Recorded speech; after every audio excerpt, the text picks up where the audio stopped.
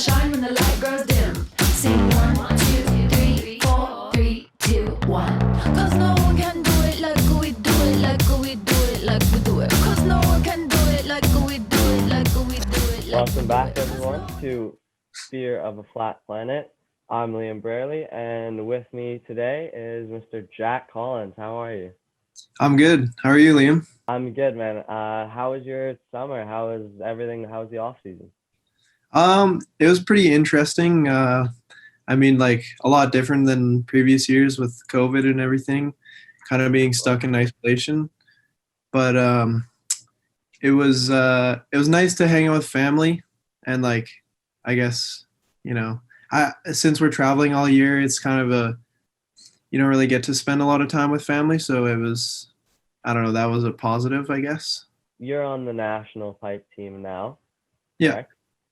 Okay. I want to know how you first got into snowboarding and your whole story up until now, basically.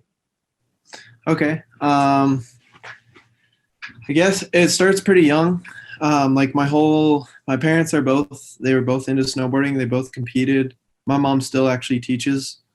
And then, so it was kind of a family thing. And they started me out at 3 years old. They would put, Okay. yeah. So I started at a hill near Calgary. It's called Fortress, but it's no longer open. So that's where my parents used to ride and stuff. So they brought me up there, and it was hard to find equipment still, even when I was younger, for my size. 3 years old at that time, I guess it was hard to find. So my mom ended up shoving gloves in my bindings and kind of finding some workarounds to get me going. Competition, I think it started when I was about maybe, I want to say 8. I think maybe even younger. But we had these grassroots events at COP called the RBC Riders. So it was a pretty cool transition into snowboarding, because it was they were border cross races, but you went one at a time, and then they had rails and jumps and stuff. And so yeah, so you'd or not rails, but boxes, since we're little kids, and they're all ride on stuff. But if you hit, you could go around the features, but if you hit the features, you'd get seconds off of your time. So I don't know, it was a cool way of incorporating all different aspects of snowboarding with racing and park and everything. That's actually sick. I kind of want to do that. I think I was doing slope and pipe for 3 years on academy, and then on the last 2 years I switched over to the pipe team and went with Josh Duncan. And then got on next gen team. So I was on next gen and then still on academy, and then we were kind of. That brings us to present. You're on the national team. You're competing in World Cups, Rev Tours, everything like that. Basically, what I want to know are your goals for this season, near future, and goals for bigger competitions where you want to get to coming up. Okay. Yeah, well, I mean, it's a little bit interesting with this season with COVID. Of course, yeah. I mean, it was I don't know, it was interesting to set goals, because you didn't really know where, what competitions were going to happen, or. Yeah, exactly. Last year I had an injury, so I was pretty much out for the whole injury. I broke my collarbone right at the beginning, and so I only got to snowboard the last few months, and then COVID hit. Last few months of the season, and then COVID hit, so it was kind of a game changer. So yeah, I'm just kind of trying to at the beginning of the season get back into it really, and get back to the level where I was, and then progress further, higher level of result in World Cup competitions. Kind of get top 20s, and progress towards qualifying for the Olympics. And then also just I'd like to learn some new tricks in the pipe for sure. Definitely. And Yeah, because I had a lot of time to think like last season and then also with COVID during the summer. Oh So yeah, yeah, a lot of time to scheme up what I want to do in the half pipe. Kind of yeah, create runs and like variety of tricks and I don't know, kind of looking at a lot more old school riding and old school half pipe riding. Like to bring that into the competition scene a little more. And I feel like it's progressing into or transitioning into that anyways, for sure. Like yeah. I feel like that's a good thing to do. Bring back the roots in the yeah, for sure. competition, and I feel like that's happening in all aspects as of now. Yeah. But Yeah. injuries will do that to you, and COVID was almost the same because we were just stuck inside squatting. I know it's kind of surreal when you're like, you know, doing stuff all the time, always doing activities, always outside of the house and always Hmm. traveling and then it's like you're stuck in this box. Yeah. Pretty So weird. yeah. Okay. Another thing I wanted to talk to you about is your gear. You're sponsored by Capita, correct? Hmm. Yeah. And stuff like that. Okay. When you're riding, do you like to switch it up and try different boards throughout like the season and stuff like that, or would you rather stick to one board that you know that you've been riding Yeah. and just like stay with that? I don't really like to switch it up that much. Um, I kind of like to stick to what I know. I've always kind of been like that. So I've been riding like the same board for the last 3 seasons in the pipe. It's the Okay. Outsiders, Capita Outsiders, because it's like fully positive from tip to tail, except for like on the ends, there's a little bit of flat camber, which is like, it's already outside of the insert, so it doesn't really affect me. For rails and stuff like that, dude, though, I will definitely switch it up. Like I like to ride a softer Mm-hmm. board, obviously, and like something that's not fully stiff and cambered.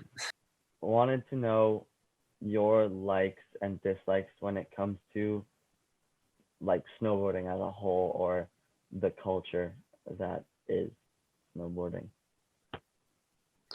Um, I guess that's a broad topic, but Yeah, it is. But I guess what I'm looking for is like something you really like about snowboarding. Like say yeah, like how we're all like a family. Like it's not as much rivalry as like other sports. It's like something that I like, and then as well as like a pet peeve in snowboarding, whether okay, that be something to do with competitions or something like that. yeah. I guess yeah, that's so true. Like I do really like the whole community around snowboarding. Like it does feel like a family and like you are Yeah. accepted no matter who you are or where you come from or like, what your background is. Yeah. Um, and I feel like it's only getting more like that. Um, but I do think there is a lot of hate in snowboarding, like between like different, Like individuals, yeah. yeah, and different, what do you call it? Like slope style and, yeah, Discipline. different disciplines, like slopestyle and half pipe or like street snowboarding is kind of like Yeah. there is a little bit of hate there, but yeah. Yeah, So I I understand what don't you really mean. like that, and then yeah, but I feel like for the most part, the snowboarding community is pretty positive.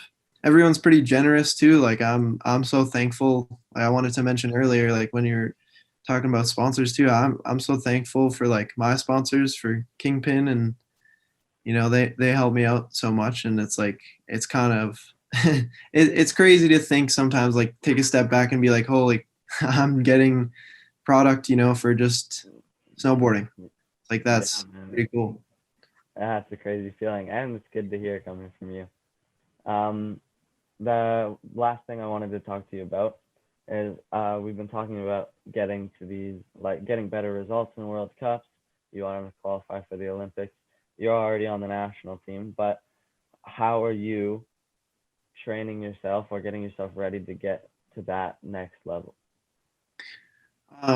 Well, I'm taking like the steps that Canada Snowboard has to offer for sure. Like we work in the gym with Yeah. our trainer with Drew, um, Mhm. and like spend a lot of time doing um, other exercises and like rehab outside of that. And then like personally, I do a lot of yoga, and then just doing other activities too, like that I guess are related to snowboarding, which is like I'd say skateboarding obviously is the Yeah. and then biking too. Like yeah, this summer like with COVID, I kind of got into mountain biking a lot, and like I don't know it. I never I've never experienced like when you're riding like snowboarding and you that feeling of like just riding through the trees and just getting in that flow state and getting connected and like linking turns and stuff like that. I kind of discovered that in within biking too. So kind of found that it feels like this it's a similar feeling for sure riding down and like going through trails and stuff like that super fast, and just like you can get into a flow state and feel like that. So I don't know, obviously working in the gym and training and doing the things you can do to help prevent injury and stay strong, and then a lot of mental work with like I work with Christy, our sports psych, a lot, and try to journal and do different like meditation and stuff like that. And I like to read about like I guess the psychology behind like men, um, like visualization and meditation and stuff like that. Um, and then, yeah, I think just doing those extracurricular activities outside of snowboarding really helps for sure. It creates like a diverse rider, I think. Yeah, man, that's cool and super interesting. I actually haven't heard a lot of people say that they've been working with that like meditation stuff, and especially snowboarders maybe in other sports. Mhm. But I think it's cool to be able to do that and keep that going for you in your career and helping you get to that next level. You mentioned journaling. Yeah.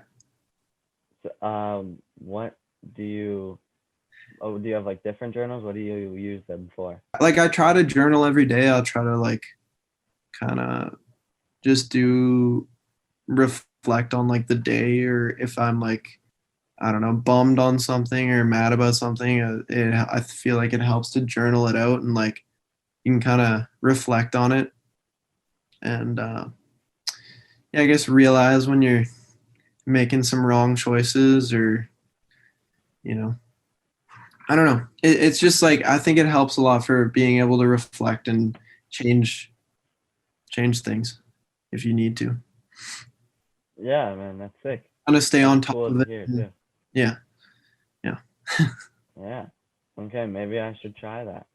Yeah, I don't know. Like if you feel like you have to get something out, I feel like journaling is like the best way to do it for sure. Best way to express that energy you have. Oh, man, that's cool. Okay, I won't keep you too much longer. I know you got some stuff to go do, but you grew up in Alberta, snowboarding, obviously. Yeah. Um, if you or if anyone listening wants to go help out Alberta Snowboard or the main team, the national team, you can go to canadasnowboard.ca. They have tons of merch as well as the COVID masks, which is the best seller this year on that website. You can also donate there, and when you donate, you can choose where your money goes, so you can directly support Alberta Snowboard or the main national team like you and all the other boys. Again, thank you to Canada Snowboard.